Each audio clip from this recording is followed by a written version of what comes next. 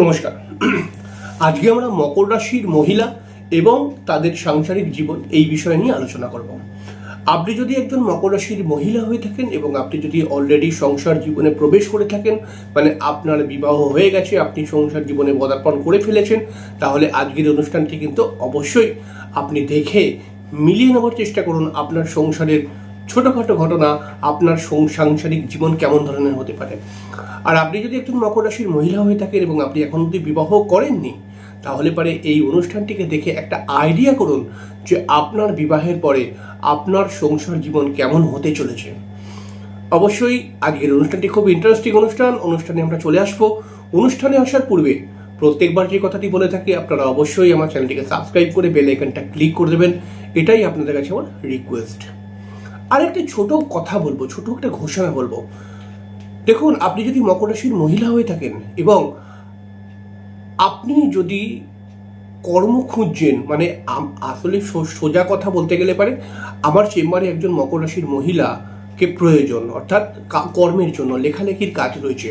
তো আপনি যদি করতে ইচ্ছুক হন তাহলে পারে, আমি তো দেখুন খুব বেশি মাইনে দিতে পারবো না, তো আপনাকে যদি আপনি ইচ্ছুক হন তাহলে আমার চেম্বারে এসে লেখালেখির কাজ করতে হবে জ্যোতিষ সংক্রান্ত বিষয় নিয়ে। আমি আপনাকে সামথিং কিছু মাইনে দেব এবং আপনি যদি বলেন যে আমাকে ভালো করে জ্যোতিষ শিখিয়ে দিন যাতে আমি প্রফেশনাল জায়গায় ভালো করে দাঁড়াতে পারি, তাহলে সেই ব্যাপারটাও আমি আপনাকে করতে পারি। তো যদি কেউ ইচ্ছুক থাকেন তাহলে অবশ্যই যোগাযোগ করে নেবেন। তো মকর রাশির মহিলা এবং মকর রাশির মহিলাদের সাংসারিক জীবন কেমন ধরনের হয় এই বিষয় নিয়ে ছোটোখাটো কথা বলবো। দেখুন, প্রথমে যে কথাটি বলতে হবে, মকর রাশির মহিলা যারা হন তারা কিন্তু প্রচণ্ড দায়িত্বশীল হয় এবং এরা কিন্তু খুব সিরিয়াস মেন্টালিটির মহিলা হয়ে থাকে। অর্থাৎ সিরিয়াস মেন্টালিটির মহিলা বলতে গেলে কি, যে কাজটাকে এরা করব বলে মনে করে সেই কাজটাকে যথেষ্টবার করার চেষ্টা করে। পরিবারের প্রিয় বলা যেতে পারে, মানে পরিবারের দিকে এদের যথেষ্ট নজর রয়েছে এবং পরিবারটাকে ঠিকঠাকভাবে চালাবার জন্য বিভিন্ন বুদ্ধি খাটানো এবং খুব হিসাব করে চলা এদের কিন্তু একটি গুণই বলা যেতে পারে। মকর রাশির একজন মহিলা কিন্তু কি বলবো, যদি মকর রাশির একজন মহিলাকে কোনো দায়িত্ব দেওয়া হয় তাহলে পারে কিন্তু মকর রাশির মহিলারা সেই দায়িত্বকে যথাযথভাবে পূর্ণ করার চেষ্টা করে, দায়িত্বটাকে কমপ্লিট করার চেষ্টা করে। মকর রাশির মহিলারা কিন্তু যথেষ্ট পরিশ্রমী হয় এবং এদের কিন্তু ইচ্ছাও অনেক থাকে, তবে মকর রাশির মহিলারা কিন্তু মাঝে মাঝে একটু মাথা গরম করে ফেলে। মকর রাশির মহিলাদের মধ্যে কিন্তু রয়েছে প্রচণ্ড ধৈর্য এবং তার সঙ্গে সঙ্গে রয়েছে যে কোনো পরিবেশের মধ্যে এরা নিজেদেরকে কিছু দিনের মধ্যেই খাপ খাইয়ে নিতে পারে। মকর রাশির মহিলাদের মধ্যে রয়েছে কিন্তু একটা শৃঙ্খলা বলা যেতে পারে, অর্থাৎ কি বলবো, এরা কিন্তু কন্ট্রোল করতে পারে। অর্থাৎ এরা যেমন ভালো জায়গাতেও কাটিয়ে দিতে পারে, এরা তেমন অসুবিধার মধ্যে, সমস্যার মধ্যেও কিন্তু নিজেকে কন্ট্রোলে রেখে এগোতে পারে। মকর রাশির মহিলা যারা হন তারা কিন্তু সাধারণভাবে কিন্তু বিশ্বস্ত হন এবং এদেরকে চোখ বন্ধ করে বিশ্বাস করা যায়। মকর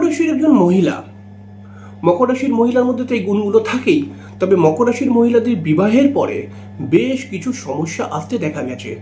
আমার ব্যক্তিগত অভিজ্ঞতা এবং আমি যতটুকুনি দেখেছি, একজন মকর রাশির মহিলা বিবাহের পরে কিন্তু বেশ কিছু সমস্যার মধ্যে পড়ে যায় এবং মকর রাশির বিবাহ বা সংসার জীবনে একে তো মকর রাশির পরিবারের প্রতি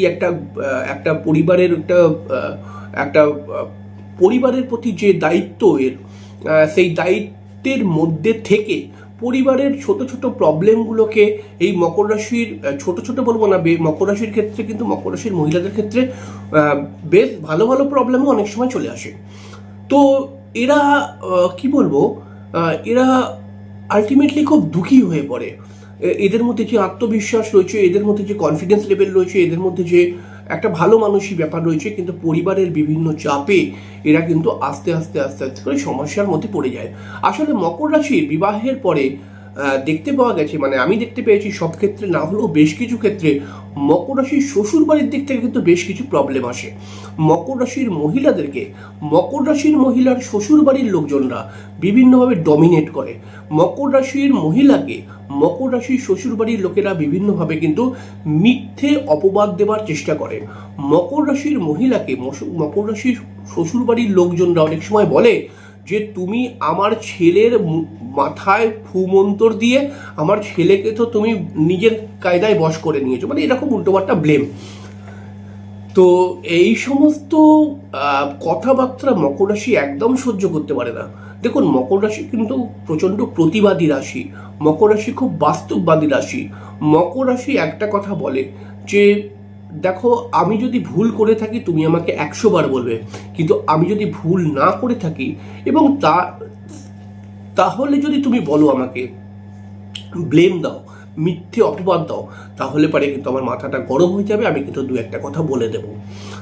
মকর রাশির দেখা গেছে বিবাহের পর সংসার জীবনে মকর রাশি কিন্তু খুব একটা সুখী থাকতে পারে না। কারণ হচ্ছে এদের হাজবেন্ডদেরকে যতই মকর রাশির মহিলারা বোঝাক না কেন, এদের হাজবেন্ডরা কিন্তু সেই মুহূর্তে বুঝবে, শুনবে এবং তারপরে আবার নিজের মতো করে চলবে। এখানটায় মকর রাশি খুব দুর্বল হয়ে পড়ে।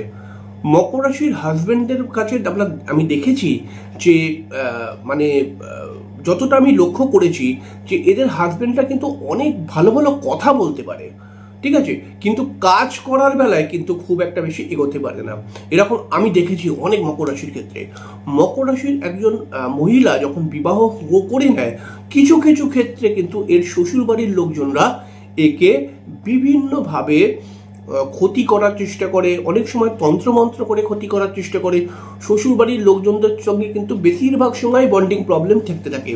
তো এই সমস্ত বিষয় নিয়ে মকর রাশি কিন্তু ডিপ্রেস। আবার মকর রাশির একজন মহিলার মধ্যে কিন্তু অনেক সময় সংসারের দায়িত্ব চলে আসে এবং একজন মকর রাশির মহিলা কর্ম করে সংসারটাকে চালাবার জন্য মেন দায়িত্ব সেই নিয়ে নেয়। তো এই প্রবলেমগুলো কিন্তু মকর রাশির বিবাহিত জীবনের পর সাংসারিক জীবনে চলেই আসে। একজন মকর রাশির মহিলা যথেষ্ট বিশ্বাসযোগ্য, একজন মকর রাশির মহিলা কিন্তু যথেষ্ট নির্ভরযোগ্য, একজন মকর রাশির মহিলা কিন্তু একটা অনেস্ট মহিলা। কিন্তু তাকে যদি উল্টোপাল্টা ব্লেম দেওয়া হয়, কারণ তাকে তার হাজবেন্ড এবং তার শ্বশুরবাড়ির লোকজনরাও কিন্তু মাঝে মধ্যে ব্লেম দেয়। মকর রাশির যে মনের মধ্যে দুঃখ, এই দুঃখটাকে জানার চেষ্টা কিন্তু কেউ করে না।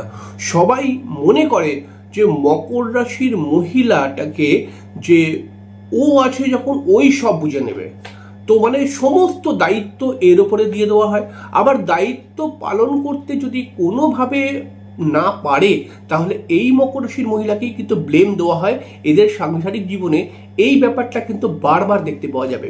এদের সাংসারিক জীবনে তো দেখতে পাওয়া যায় যে এরা হাজবেন্ডকে কিন্তু যথেষ্ট ভালোবাসে, রোমান্টিক, এবং এরা কিন্তু হাজবেন্ডকে যথেষ্ট ভালো ভালো বুদ্ধি দেয়।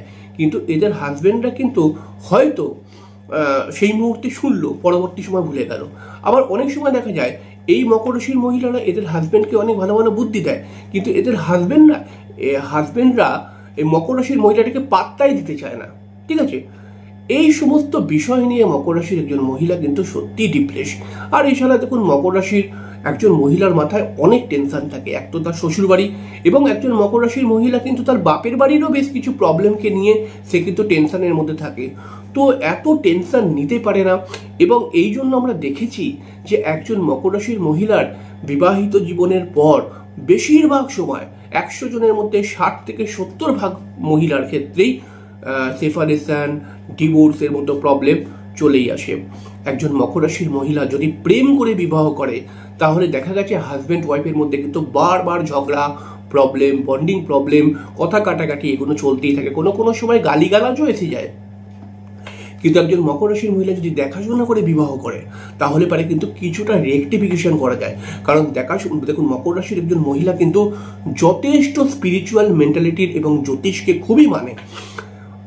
যদি দেখাশোনা করে বিবাহ করা যায়, তখন কিন্তু জোটক বিচার, ওভারল্যাপিং বিচার এগুলো করে কতটা আপনার জীবনে, বিবাহিত জীবনের পর সমস্যা আসতে পারে বা সমস্যা আসতে পারে না, এই কথাগুলোকে আগে থাকতে জেনে নেওয়া যায়। তো সেইভাবে যদি বিবাহ করা যায়, তাহলে পারে কিন্তু আমরা অনেকটা সমস্যাকে রোধ করতে পারবো। আর একজন মকর রাশির মহিলার মধ্যে কিন্তু রয়েছে আত্মবিশ্বাস, একজন মকর রাশির মহিলার মধ্যে রয়েছে পরিশ্রম করার ক্ষমতা, একজন মকর রাশির মহিলার মধ্যে রয়েছে কিন্তু নিজে কিছু করে দেখাবো এরকম একটা মনোভাব। আর এরকম মনোভাবকে আমি স্যালুট জানাই। অবশ্যই আপনি যদি একজন মকর রাশির মহিলা হয়ে থাকেন এবং আপনি যদি এখন অবধি বিবাহ না করে থাকেন, তাহলে একবার নিজের পায়ে দাঁড়াবার চেষ্টা করুন। যদি আপনি একবার দাঁড়িয়ে যেতে পারেন, তাহলে দেখবেন এই দুনিয়াটা একদম অন্যরকম।